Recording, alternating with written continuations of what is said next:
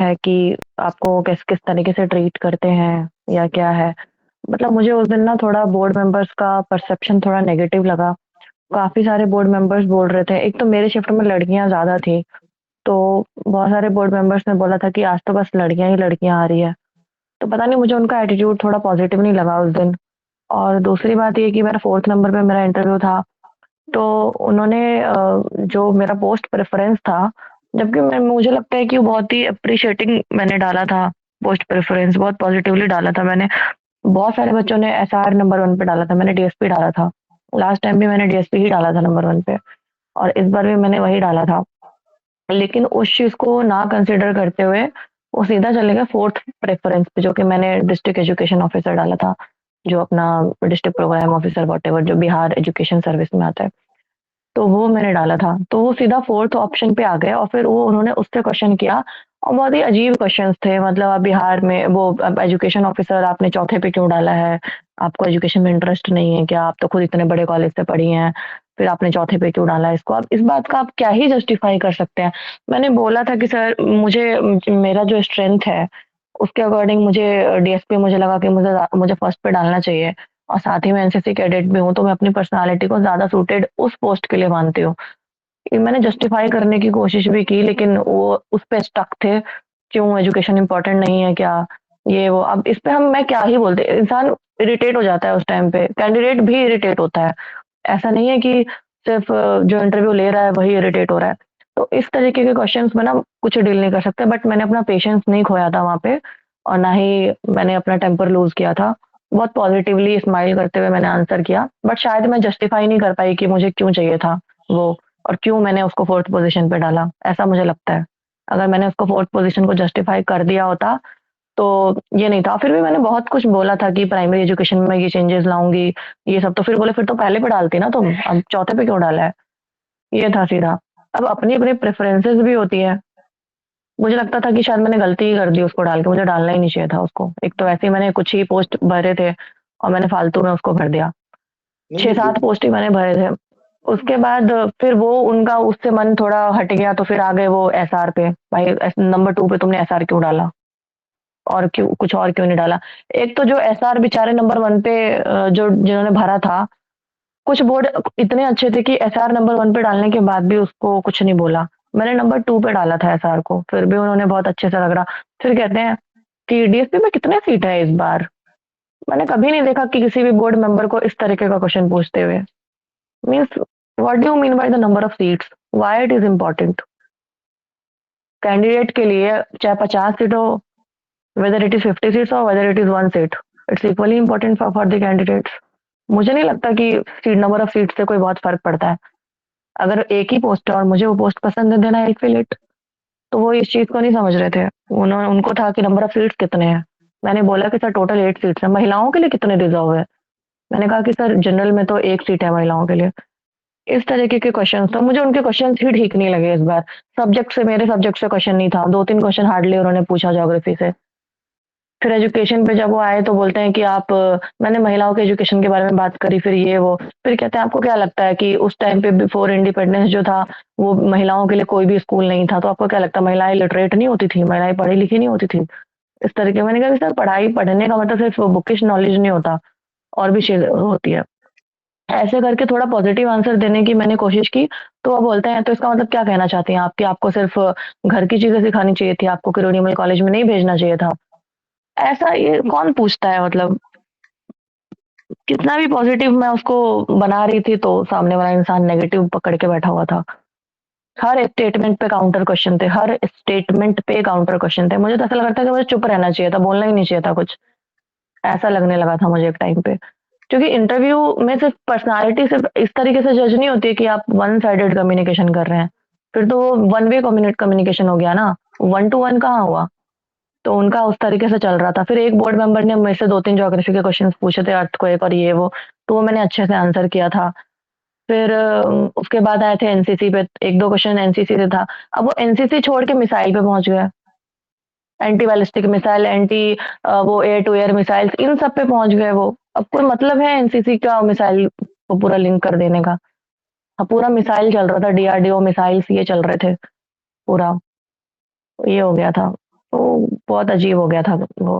लेकिन मैंने उसको भी डील किया अच्छे से।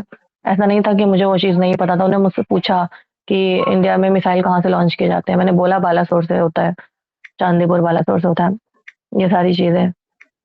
फिर उसके बाद उन्होंने मुझसे ये भी पूछा था कि ईस्टर्न कोस्ट से ही क्यों होता है? तो फिर मैंने वो भी आंसर किया कि ईस्टर्न कोस्ट से क्यों होता है। 2 रीज़न्स थे उसके, एक स्केप वेलोसिटी वाला था और दूसरा ये कि वो ओशन का साइज़ इतना बड़ा है कि अगर वो मिसाइल फेल भी होता है तो उससे ह्यूमन डैमेज नहीं होगा कुछ भी, लाइफ प्रॉपर्टी का लॉस नहीं होगा। तो वो सारी चीज़ें भी मैंने सब एक्सप्लेन की थी। फिर उसके बाद फिर वही घूम फिर के उनका एजुकेशन वे में नहीं हो रहा था, इसलिए मुझे ठीक नहीं लगा।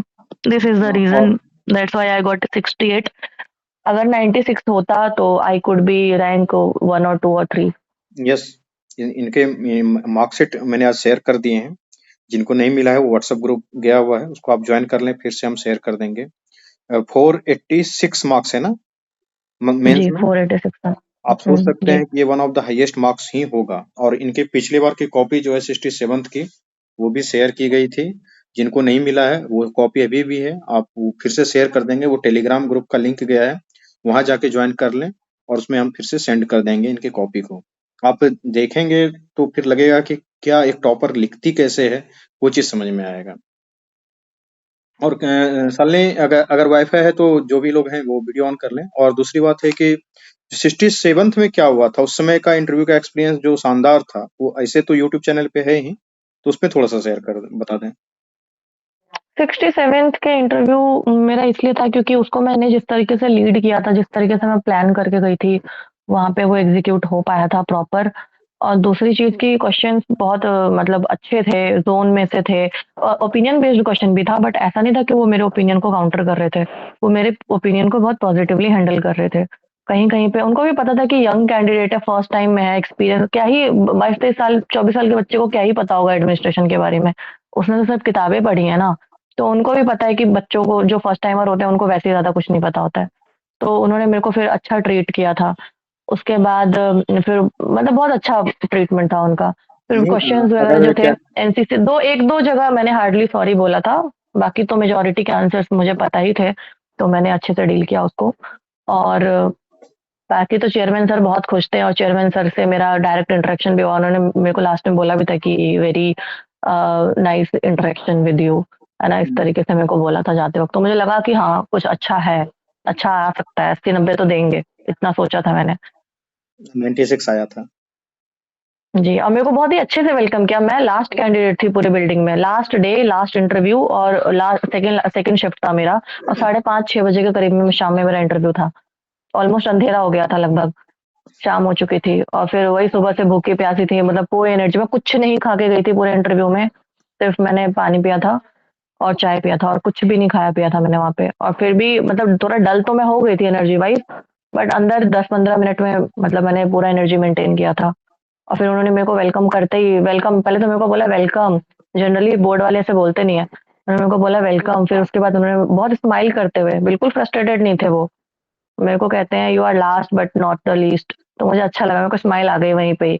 फिर मैं बैठी तो बहुत अच्छे से बात, ऐसा लग रहा था कि मैं अपने घर के फैमिली मेंबर से बात कर रही हूँ, लग ही नहीं रहा था कि मैं इंटरव्यू में बैठी हूँ। यही चीजें बहुत अच्छे होती से। हैं और कि पता है सबसे गंदी चीज मुझे क्या लगी इस बार वाले इंटरव्यू में? मैं बैठी थी तो एक मेरे साइड में एक बोर्ड मेंबर थे, वो मुझे बोलते हैं कि एनसीसी में भी ऐसे ही बॉडी टाइट यूनिफॉर्म होता है क्या? उन्होंने मेरे यूनिफॉर्म की तरफ इशारा करते हुए इस तरीके से बोला और मुझे बड़ा खराब लगा वहाँ पे। How can you comment like this? आप बोर्ड मेंबर है, आप बोल रहे हैं इतना ही बॉडी टाइट यूनिफॉर्म होता है क्या? मैंने कहा यस सर, वो उसमें भी ऐसा ही होता है। फिर कहते हैं नहीं, हम लोग को तो झोला जैसा यूनिफॉर्म दे देता था, हम भी थे एनसीसी में। ऐसा बोला उन्होंने। तो वो तो खैर उनका अपना पर्सनल ओपिनियन था, बट उन्होंने जिस तरीके से, मतलब मैं तो बहुत अच्छी लग रही थी, मैं बहुत कॉन्फिडेंट थी अपनी यूनिफॉर्म को लेके। दूसरी बात, बहुत अच्छे से सब कुछ मैंने गेटअप किया हुआ था, बट उन्होंने जब मेरे को जिस तरीके से इशारा करते हुए बोला कि ऐसे ही बॉडी टाइट यूनिफॉर्म होता है क्या, तो मुझे नहीं लगता कि ये बहुत सही चीज था किसी भी बोर्ड को इस तरीके से कमेंट करना। बिल्कुल। अब देखो, चूंकि इसीलिए कहा जाता है ना कि मेंस में ही आप इतने मार्क्स हासिल कर लें हाँ, ताकि अगर मेरा इंटरव्यू, अगर अगर मेरा मेंस सही नहीं होता तो मैं बाहर थी।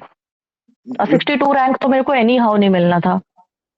हाँ अमित, पूछो क्या पूछना है तुमको। मैम, जैसे इंटरव्यू में मेरा कम मार्क आया तो हम अपने कॉपी पर कैसे मतलब राइटिंग करें ताकि हमारा हाईएस्ट